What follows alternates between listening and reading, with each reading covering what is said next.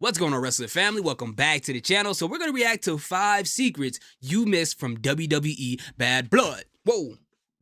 Blood 2024. So most of this stuff isn't real secrets. I'm sure most of us noticed it while the PLE was streaming on Peacock. In fact, we probably talked to some of our friends about this. But it's always interesting to see what WrestleMania can come up with, whether it's something very intriguing or something completely off the wall. But before we get started, do me a favor, hit that subscribe button, pray for my cell phone. Without further ado, let's get into this.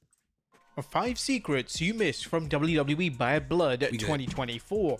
Be sure to subscribe and hit that notification bell for daily wrestling videos, and follow us on Facebook for exclusive lists, and also check out our new videos on WrestleMania XL. Number 5, the real finish to Liv Morgan vs Rhea Ripley. One of the most criticized matches of the calendar year is without a doubt Liv Morgan vs Rhea Ripley from Bad Blood 2024. The match was all over the place, and the match finish made WWE and their talent look like complete amateurs, as it was completely botched and left fans in total bewilderment. As things stand, the match has a 3.39 rating on Cage Match, which makes it one of the lowest rated matches of the Triple H era. And this rating... Alright. Hold on, is that out of 10? Alright, let's relax, okay? I understand that this match was not the best match on the card, but we're talking like it's like Goldberg versus Brock Lesnar at WrestleMania with Steve Austin refereeing. We're acting like this is Goldberg versus Taker Part 2. This was not that.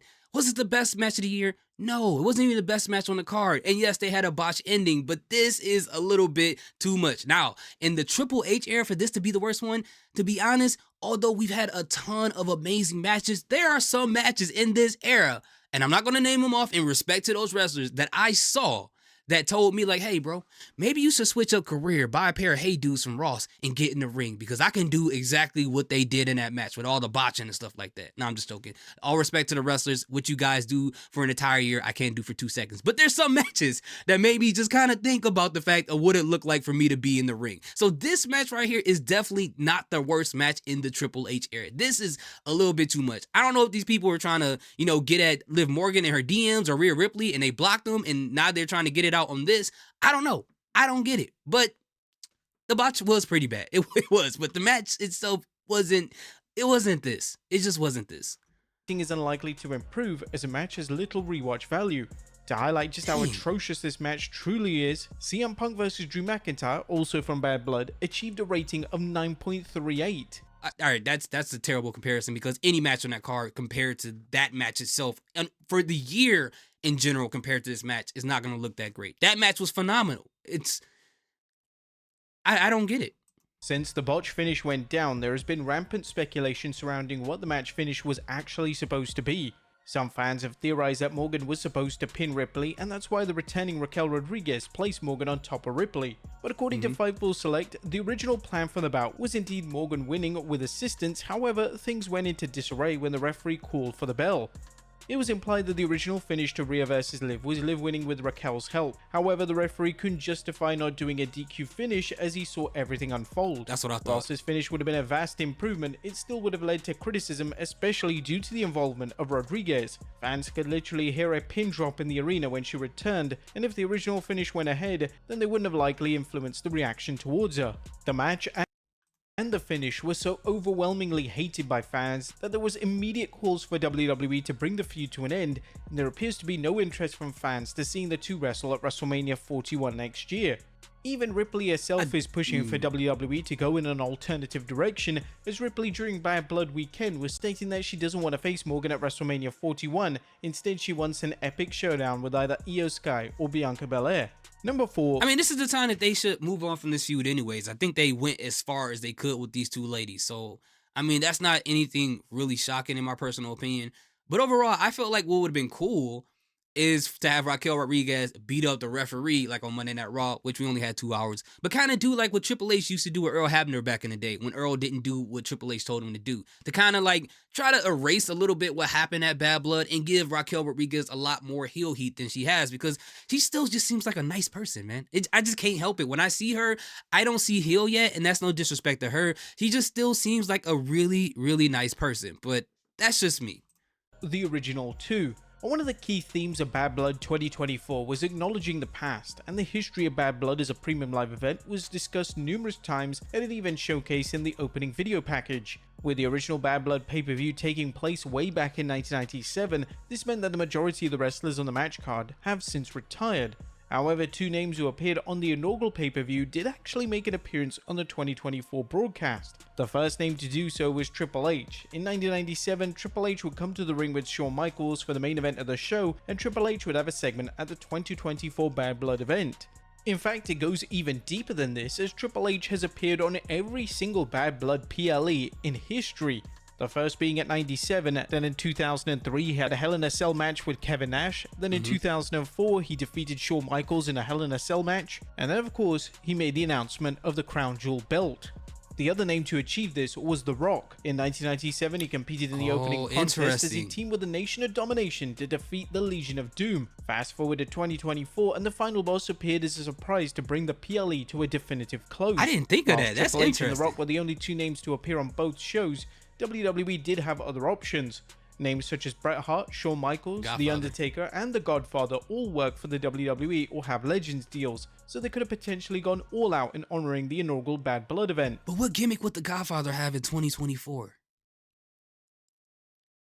Like, what would he do? Like, who would he come out with? Like, that's weird. That would be weird, but it would be cool to see The Godfather. Number 3, did WWE spoil Jimmy Uso's return? During the CM Punk vs Drew McIntyre Hell in a Cell match, fans noticed that there was a monitor under the ring, and this instantly led to speculation that a wrestler was returning to the WWE during the show. Oh, I didn't know that the monitor was for the returning Jimmy Uso, who returned during the main event matchup.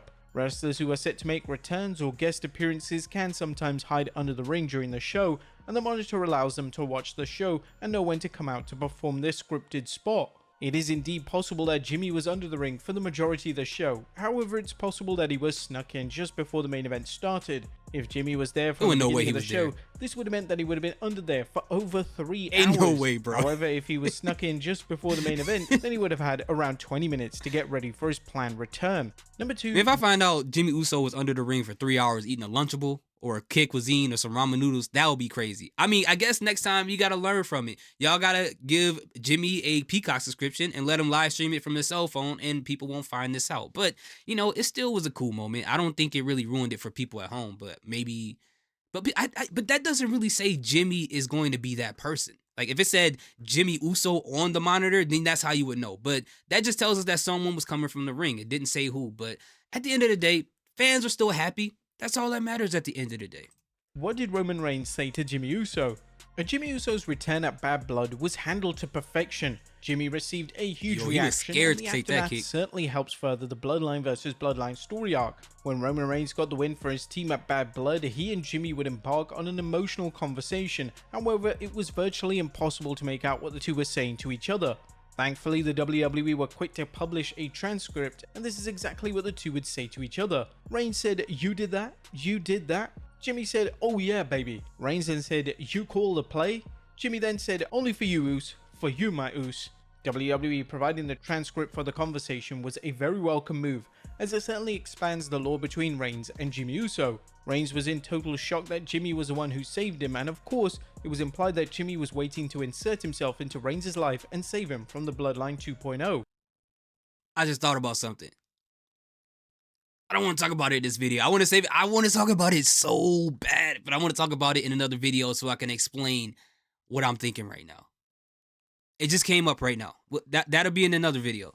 Sorry guys, I hate doing this to y'all. Cemented as a babyface on the main roster now, as following the match, it was him who actively encouraged Reigns to stick to his word and assist WWE Champion Cody Rhodes.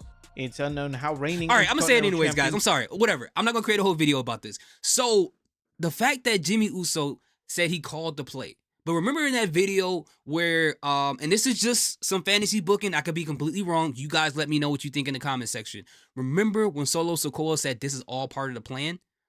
What if Jimmy Uso is a part of that plan? Now, I know it's hard to believe because you want to see the whole Bloodline Survivor Series, you know, Bloodline 2.0 versus Bloodline 1.0 whole situation. I get that. But the fact that they said it's all part of the plan, what was all part of the plan? Because everything that happened there seemed like they were okay with the result. So they must have known that Jimmy was going to show up. Hey man, we getting the conspiracy theory 10 hat WWE stuff right now. You guys let me know in the comment what you think. Jey Uso fits into the mix. Jey has reacted via Instagram with a shocked emoji to Jimmy's return, and it seems like only a matter of time before Jey enters the fold once again. The Bloodline vs Bloodline match is still rumored for Survivor Series War Games next month. However, some fans believe that too much has happened in little time for the match to take place. Whilst the wheels are indeed in motion for the epic collision, Jey is cemented as one of the faces of Raw and is currently a singles champion, and former Bloodline member Sami Zayn seems completely distant from the story arc. Yeah. However, if WWE are smart, they could still pull it off effectively, but they must act with a degree of caution, as if the angle comes across as rushed or forced, then it may damage the reputation of the feud heading into the War Games match next month. There is speculation that they may hold off on the Bloodline Civil War for Survivor Series and instead have a Team Reigns vs Bloodline 2.0 matchup. Fans were fantasy booking over this on X all last month, and Team Reigns was looking to feature names such as Cody Rhodes and Randy Orton. With that being said, with Kevin Owens now officially turning on Cody Rhodes, it looks like Rhodes vs Owens 2 is the direction for Survivor Series, and this opens the door for WWE to get back on track with the Bloodline vs Bloodline saga. I've always had the feeling that it wasn't going to be full Samoan versus full Samoan. Like, I've said that in plenty of videos and people didn't believe me, and that's fine. I don't work for the company, so I don't know exactly what they're going to do, but I had a feeling deep in my soul we weren't going to get what we wanted. Like, that's just not going to happen. I feel like it's going to happen at a PLE that has nothing to do with Survivor Series.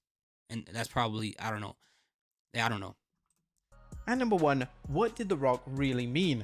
When The Rock made his dramatic return at Bad Blood, one of the main talking points centered around his hand gesture. As the final boss stood on the stage, he counted to 3 before delivering a throat cut gesture. The obvious meaning behind the signal is that The Rock was letting the 3 men in the ring, Cody Rhodes, Roman Reigns, and Jimmy Uso, know that they had personally upset him and there was no turning back. In fact, WWE analyst Sam Roberts had a great explanation of this on his podcast this past weekend. I said to you immediately... It's crazy to think Sam Roberts had a full head of curly hair at one point in time. That's crazy. But he keep that skull shiny though. I appreciate it because I've seen some dry skulls in my day, and as I getting older, I'm starting to figure out what their regimen is of what they put in their scalp to make it so shiny. When, oh my god, Megan, Windex? how many people are in the ring? And Megan, tell me how many people were in the ring. 3. I said, Megan, The Rock is sending a message to all 3 of them. I think that's how I perceived that. The Rock was letting Jimmy, Roman, and Cody all know that they've just entered into the sight of the final boss. One question that WWE fans still have is why now? Why has the final boss waited until Bad Blood to reinsert himself into the mix? Well, from a kayfabe point of view, it looks like Reigns and Rhodes teaming up and being on the same side was a final straw for the Great One, and there's no way he was going to allow this to happen.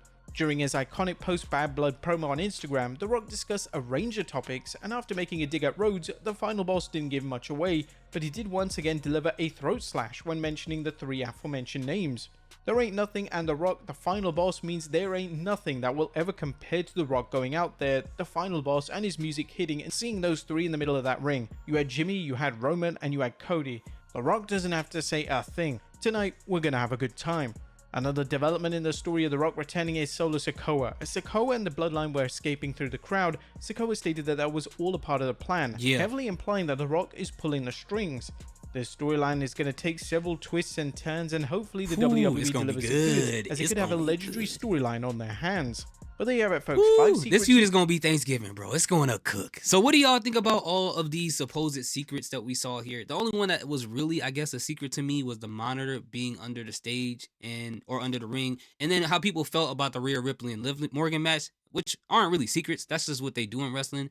Yeah, I'm trying to think of anything else that was a secret. Yeah, none of them were really secrets. They were just interesting facts. But anyway, what do you guys think about these facts? What was your favorite match, your least favorite match in WWE Bad Blood 2024? Let me know in the comment section. Thank you guys so much for watching. You guys make this so amazing to do, and I love doing this with you guys. Salute, peace, have a good day.